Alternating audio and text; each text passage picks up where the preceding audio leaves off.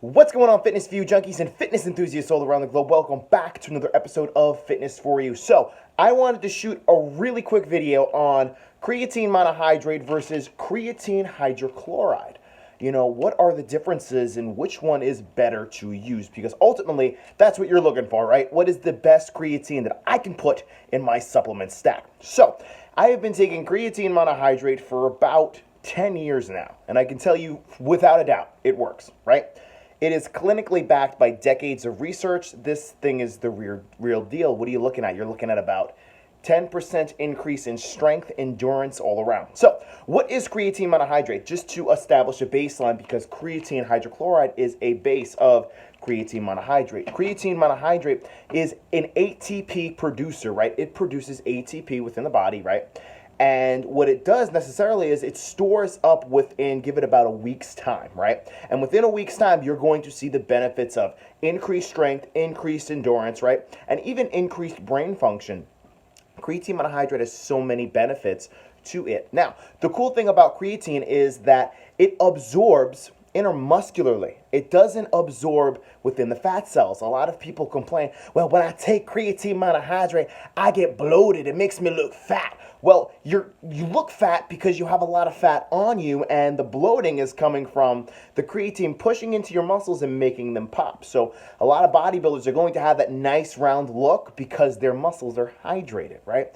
So not only does it give you good pumps, it's just amazing all around. I recommend you take it. So supplement companies wanted to come around and say, okay, well, we're going to create the newest and best creatine because we just want money. And they created a thing called creatine hydrochloride. Now, what is the difference? Creatine monochloride, whatever you want to call it, it supposedly absorbs 200% faster, right?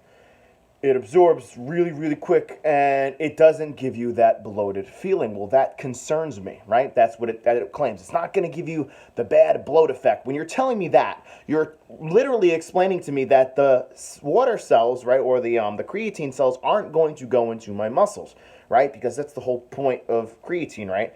So what did I find? I found that when I took creatine hydrochloride, and I took 2 bottles of these, right, and it's about 60 tablets, right? So it's about 2 months worth that I took of this creatine. And what did I find?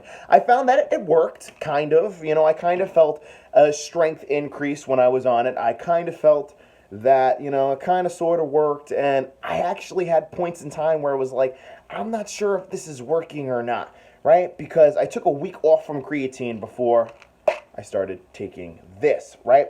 But what I found with creatine is the benefits completely outweigh hydrochloride without a doubt.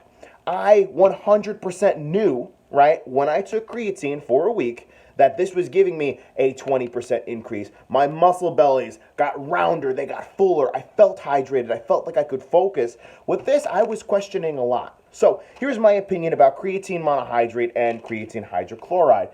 Yes, it works. Don't waste your money because this is way more expensive than a tub of creatine that I can get for 20 bucks versus 60 servings or 30 servings because it's 2 pills of this for 50 bucks, right? Creatine monohydrate's cheaper. It works way more effectively. Don't waste your money. You guys know the deal. Love your body, love your mind, and love your soul. Stay happy.